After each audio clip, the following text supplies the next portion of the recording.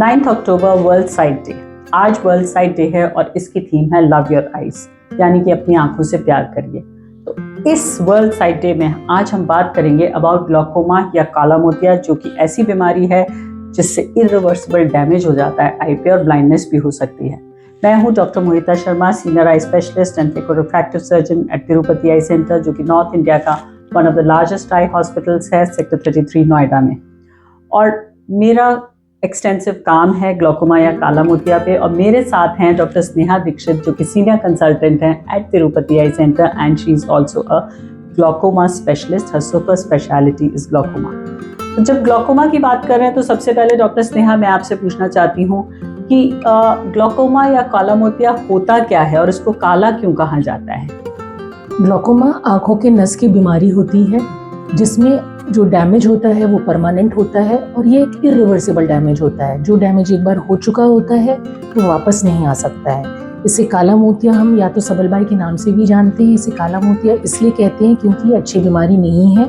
हमारा जो field of vision होता है, या तो हम जिसे दृष्टि क्षेत्र कहते हैं, वो धीरे धीरे कम होता जाता है और हमें केवल सेंट्रल विजन हमारी रह जाती है। इसलिए ये जो चारों तरफ दृष्टि क्षेत्र या तो फील्ड ऑफ विजन के आसपास जो ब्लैक हो जाता है, इस वजह से इसे काला मोतिया के नाम से जाना जाता है।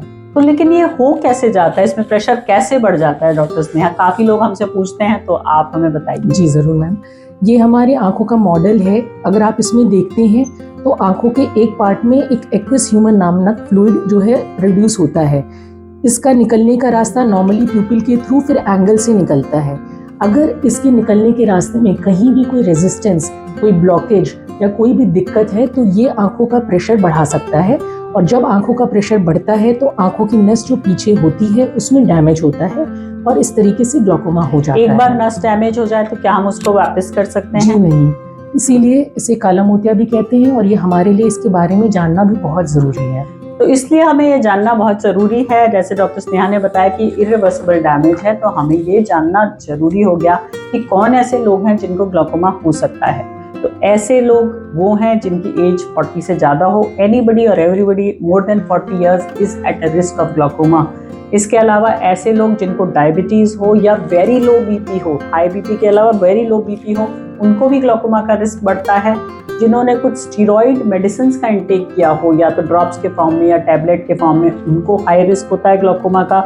इसके अलावा जिन्होंने हाई चश्मे का भी नंबर पहना हुआ है, हाई प्लस पहना है या हाई माइनस पहना हुआ है, अगेन वो हाई रिस्क केसेस होते हैं। और कभी कभी ये ग्लूकोमा तब होता है जब फैमिली हिस्ट्री हो, तब तो इनफैक्ट जरूरी हो जाता है कि हम आई चेकअप कराएं, या अगर हमें कोई चोट लगी हो या कोई सर्जरी हुई हो, तो ऐसे केसेस में ग्लूकोमा की रिस्क बढ़ जाती है। तो ऐसा कोई भी केस है जिस तो उनको जरूरी है कि वो वंस अ ईयर अपना आई चेकअप कराएं। आप कितना रिकमेंड करेंगी फॉर अ ग्लूकोमा स्क्रीनिंग?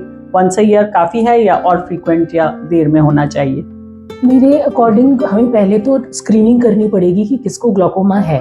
तो 40 इयर्स के अब जो भी हैं वो एक बार आके अपना आई चेकअप जरूर कराएं, और डिटेल्ड चेकअप, जिसे हम कॉम्प्रिहेंसिव चेकअप भी कहते हैं, वो जरूर कराएं, ताकि हम उसमें रूल आउट कर सकें कि किसी को ग्लूकोमा है या नहीं है। और अगर किसी के रिस्क फैक्टर्स ज़्यादा हैं, जैसे कि जिसके फैमिली में ग्लूकोमा है, अगर उनका प्रेशर हायर साइड रहता है, तो हो सकता है हमें हर 6 महीने पे या 3 महीने पे भी जांच जल्दी भी जरूरत पड़ सकती है, बट वंस अ ईयर तो मस्ट है जरूर। तो ऐसे अगर कोई ये जानना चाहे कि मुझे, कई बार मरीज हमसे आके पूछते हैं कि मुझे ग्लूकोमा होगा तो कैसे पता लगेगा, तो कोई इसके ऐसे सिम्टम्स होते हैं जिससे उन्हें पता लग सके? ग्लूकोमा के एक सबसेट ऑफ पेशेंट्स, जिनको हम अक्यूट एंगल क्लोजर ग्लूकोमा कहते हैं, वो बहुत इमरजेंसी में आते हैं, प्रेजेंट करते हैं, और उनकी आंखों में बहुत तेज दर्द और आंखें एकदम लाल होती हैं। कभी कभी मरीजों को उल्टियां भी आती हैं, या तो उल्टी के जैसा अनुभव होता है, जिसे हम नौजिया कहते हैं।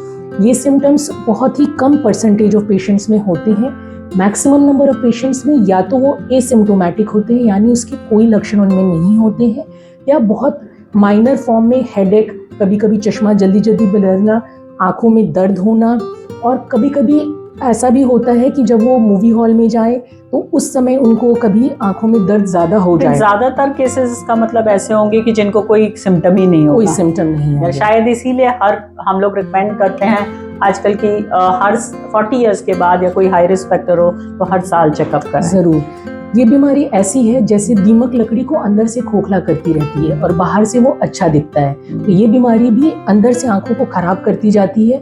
तो इसमें नियमित या तो रेगुलर चेकअप की बहुत ज़्यादा इम्पोर्टेंस है। तो जब डॉक्टर के पास एक बार वो आ गए ये सोच के कि हमें ग्लूकोमा है या ग्लूकोमा की स्क्रीनिंग हो रही है या ऑलरेडी नोन केस हैं, तो क्या क्या इन्वेस्टिगेशंस होंगे, ये सभी जानना चाहते हैं। सबसे पहले जब मेरा पेशेंट आता है तो उनका हम विजन चेक करते हैं, उनका प्रेशर हम चेक करते हैं। और प्रेशर के लिए जो गोल्डमैन एप्लेनेशन टोनोमीटर है वो ग्लूकोमा पेशेंट्स के लिए स्पेसिफिकली गोल्ड स्टैंडर्ड माना जाता है। हम उस तरीके से प्रेशर मेजर कर सकते हैं। कहीं कहीं पर नॉन कॉन्टैक्ट टोनोमेट्री और बाकी चीज़ों से भी प्रेशर नापा जाता है। प्रेशर नापने के बाद अगर प्रेशर हाई होता है तो हम उसके बाद पेशेंट को स्लिट लैम्प पे देखते हैं। हम पूरे ओवरऑल आईज चेकअप करते हैं, angles of the eye check करते हैं। गोनियोस्कोपी नामक एक आप कह सकते हो कि जांच होती है जिसमें हम एंगल्स चेक करते हैं। इससे हमें ये पता चलता है कि ग्लूकोमा किस तरीके का है, ये ओपन एंगल है या क्लोज एंगल ग्लूकोमा है। फिर हम पेशेंट्स की डिपेंडिंग कैसा है, उसके बाद कुछ पेशेंट्स को तो हम लेज़र भी एडवाइस करते हैं, लेकिन जो मेजॉरिटी ऑफ पेशेंट्स होते हैं उसमें लेज़र की नीड नहीं होती है। तो ऐसे मरीजों को हम डायलेट करके रेटिना चेक करते हैं। और इसकी कुछ और जांचें भी होती हैं जो किसी भी टर्शियरी हॉस्पिटल में, जैसे हमारे हॉस्पिटल में सारी सुविधाएं उपलब्ध हैं। फिर अकॉर्डिंगली हम टेस्ट क्या हम नर्व को टेस्ट कर सकते हैं? जी, नर्व को टेस्ट करने के लिए एक तो OCT RNFL या OCT डिस्क के नाम से जाना जाता है। उसमें हम ऑप्टिक नर्व्स का कप डिस्क रेशियो चेक करते हैं और हम फिर एज मैच नॉर्मल पॉपुलेशन से उसको कंपेयर करते हैं। तो ये हमें पता चल जाता है कि डैमेज नर्व्स में कितना है। ये स्ट्रक्चरल टेस्ट हुआ। फिर एक पेरीमेट्री टेस्ट होता है जो कि बहुत इंपॉर्टेंट है। वो ये बताता है कि ऑप्टिक नर्व्स कैसा फंक्शन कर रही है। ये दोनों टेस्ट ज़रूरी होने के साथ साथ हमें कॉर्नियल पैकीमेट्री भी करनी बहुत ज़रूरी है, जिसमें हम ये चेक करते हैं कि कॉर्निया की थिकनेस कैसी है। फिर उसके अकॉर्डिंगली हम IOP को भी बता सकते हैं कि ये IOP सही है या कम है। तो ओवरऑल ये सारे इन्वेस्टिगेशंस करने के बाद हम डिसाइड करते हैं कि आपका ट्रीटमेंट कैसे होना है और आपको ग्लूकोमा है भी कि नहीं।